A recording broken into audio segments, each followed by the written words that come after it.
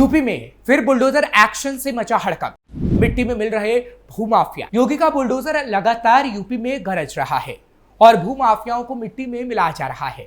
और एक बार फिर ऐसी तस्वीर देखने को मिली है जहां भूमाफियाओं के कब्जे से करीब 4 बीघा नजूल की जमीन को कब्जा मुक्त कराया गया, जिसकी कीमत 5 करोड़ की बताई जा रही है। दूसरी तरफ कई और जगह भी बुलडोजर चल रहा है, यानी अब भूमाफियाओं का पूरी तरह से यूपी में अंत होता नजर आ रहा है। नमस्कार, कैपिटल टीवी देख रहे हैं आप, मैं हूं आपके साथ हर्ष भारद्वाज। उत्तर प्रदेश के सीतापुर में प्रशासन का बुलडोजर चला, जिसमें डीएम अभिषेक आनंद के निर्देश पर तहसीलदार अतुल सेन ने नगरपालिका के साथ नजूल की जमीन पर भूमाफियाओं की ओर से की गई जमीन को कब्जा मुक्त करवाया। तहसील प्रशासन ने भूमाफियाओं के कब्जे से करीब 4 बीघा नजूल की जमीन को कब्जा मुक्त कराया, जिसकी कीमत 5 करोड़ की बताई जा रही है। बताते चलें कि भूमाफियाओं की ओर से सरकारी जमीन पर कब्जा करने के बाद अवैध रूप से मोबाइल टावर लगवाकर कंपनी से अवैध वसूली भी की जा रही थी। बुलडोजर कार्रवाई के दौरान भूमाफियाओं के परिवार की महिलाओं की ओर से विरोध भी किया गया, लेकिन तहसीलदार की ओर से उनकी एक नहीं सुनी गई। ये बुलडोजर कार्रवाई शहर कोतवाली इलाके के बैजनाथ कॉलोनी में भी की गई। अतिक्रमणकारियों में मचा हड़कंप। तहसील प्रशासन के मुताबिक बैजनाथ निवासी मृतक मुसाहिब और भन्नू के बेटों की ओर से नजूल भूमि पर कई सालों से अवैध कब्जा किया जा रहा था, लेकिन जब इस बारे में पता चला तो तहसीलदार अतुल सेन तहसील और पालिका की संयुक्त टीम के साथ बैजनाथ कॉलोनी पहुंचे, जिसमें टीम के साथ बुलडोजर भी था। तहसीलदार की मौजूदगी में बुलडोजर ने एक एक करके नजूल की जमीन से अवैध कब्जा हटवाया। कार्रवाई के दौरान प्रशासन की टीम ने मौके पर नगर पालिका का बोर्ड भी लगवा दिया, जिससे स्पष्ट हो गया कि ये भूमि सरकारी स्वामित्व की है।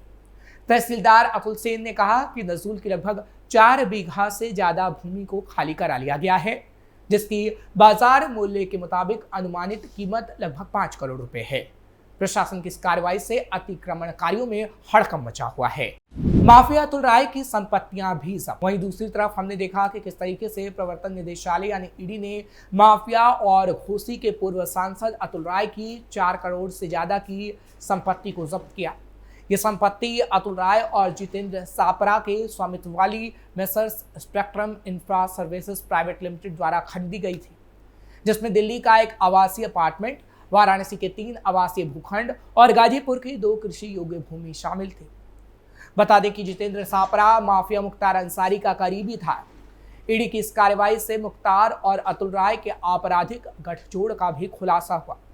ईडी ने मऊ के दक्षिण टोला पुलिस थाने में दर्ज एफआईआर के आधार पर मनी लॉन्ड्रिंग का केस दर्ज कर जांच शुरू की थी।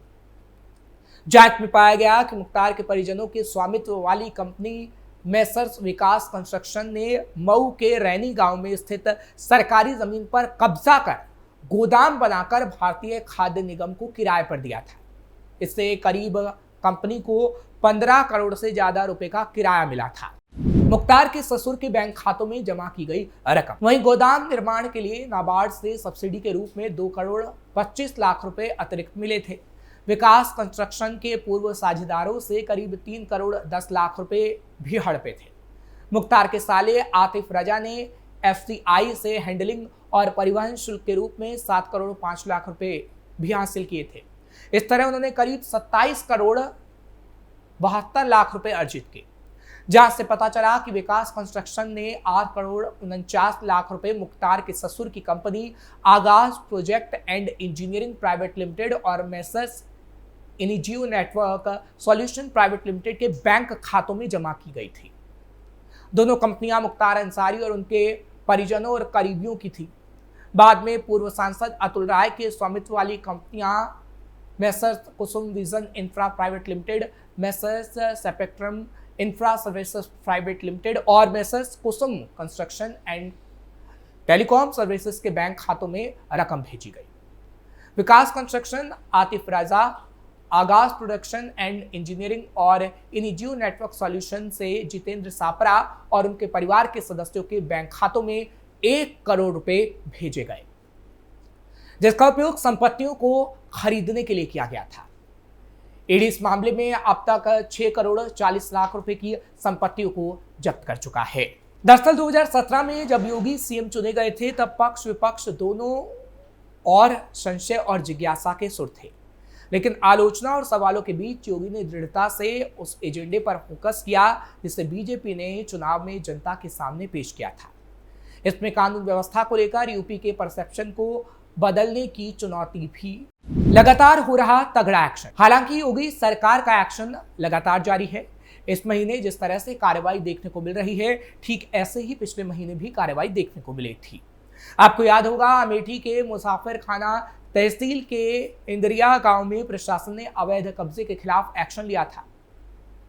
इस गांव के तालाब की जमीन पर कुछ लोगों ने बाउंड्री वॉल बनाकर कब्जा कर लिया था। एसडीएम अभिनव कनौजिया के नेतृत्व में प्रशासन की टीम ने बुलडोजर चलवाकर इस कब्जे को ध्वस्त कर दिया था। इस कार्रवाई में मौके पर नायब तहसीलदार भी मौजूद रहे।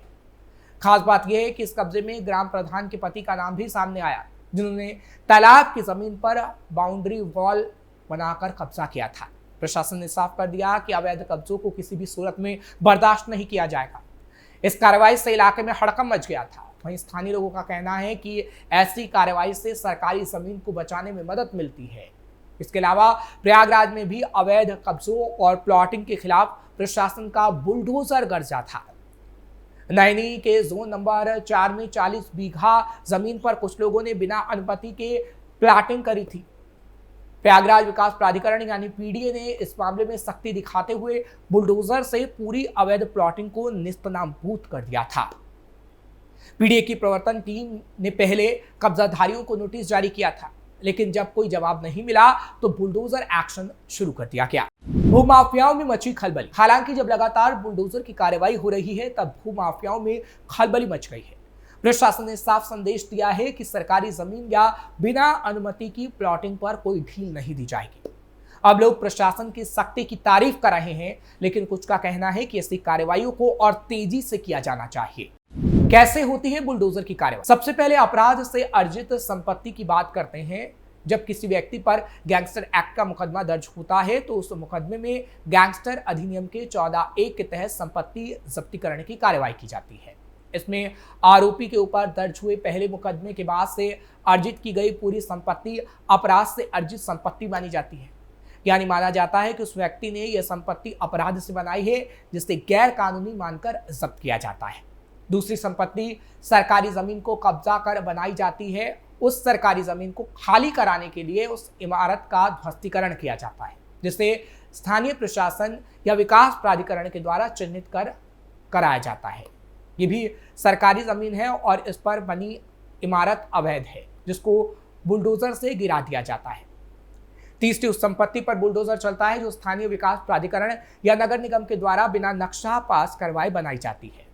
बिना नक्शा पास करवाए खड़ी की गई उस इमारत को अवैध बताकर ध्वस्तीकरण करवा दिया जाता है। माफियाओं को मिट्टी में मिला रहे योगी। 2017 में जब योगी सीएम चुने गए थे तब पक्ष विपक्ष दोनों ओर संशय और जिज्ञासा के सुर थे, लेकिन आलोचना और सवालों के बीच योगी ने दृढ़ता से उस एजेंडे पर फोकस किया जिसे बीजेपी ने चुनाव में जनता के सामने पेश किया था। इसमें कानून व्यवस्था को लेकर यूपी के परसेप्शन को बदलने की चुनौती भी थी। जानकारों का कहना है कि पिछले 8 सालों में योगी सरकार के लिए सबसे बड़ा तमगा संगठित अपराध को कुचलने का रहा है। माफिया को मिट्टी में मिला देंगे महज डायलॉग नहीं बल्कि सफलता की इबादत बना है। निर्णय में दृढ़ता का यह स्वरूप बहुआयामी रहा। सीएए एनआरसी विरोधी आंदोलन के दौर में सरकारी संपत्तियों को नुकसान पहुंचाने वालों के भी चौराहे पे पोस्टर लगाकर अवैध तरीके से जिस तरीके से संपत्ति बनाई गई उनकी वसूली के फैसले के अलावा अवैध धर्मांतरण, गोहत्या और नकल विरोधी कानून जैसे कई ऐसे कदम रहे जिसमें आलोचना की परवाह किए बिना समस्या की जड़ पर प्रहार किया गया। इसने प्रदेश के परसेप्शन में बदलाव की कवायद को आगे बढ़ाया। यानी ये कहा जा सकता है कि योगी ने जो कहा वो करके दिखाया और माफियागिरी यूपी में अब खत्म होने की कगार पर है। लेकिन अभी थोड़ा समय और लगेगा, क्योंकि ये कहा जा रहा है कि 2027 के अंत तक पूरी तरीके से माफिया उत्तर प्रदेश में खत्म हो जाएगा। क्योंकि चाहे फिर मुख्तार अंसारी के करीबी हों या फिर अतीक अहमद के करीबी, जिस तरीके से उनकी संपत्तियों पर बुलडोजर चला है वो तो यही दर्शा रहा है कि आगे आने वाले समय में ऐसी और बड़ी कार्रवाई हो सकती है, क्योंकि लखनऊ से लेकर सीतापुर और सीतापुर से लेकर बहराइच कई जगह पर ऐसी कार्रवाई देखने को मिली है और आगे आने वाले समय में पूरे उत्तर प्रदेश में ऐसी कार्रवाई होगी, क्योंकि अभी कुछ माफिया ऐसे जरूर बचे हुए हैं जो कहीं ना कहीं पुलिस प्रशासन की आंखों से लगातार बचने की कोशिश कर रहे हैं। लेकिन अब ऐसा नहीं होगा और उन माफियाओं को भी पूरी तरीके से खत्म करने की कोशिश की जाएगी, जिसकी तस्वीर अब धीरे धीरे सामने आने लगी है। आपको खबर कैसी लगी कमेंट सेक्शन में जरूर बताइएगा। खबर को लाइक शेयर करें, कैपिटल टीवी को सब्सक्राइब करना मत भूलिएगा।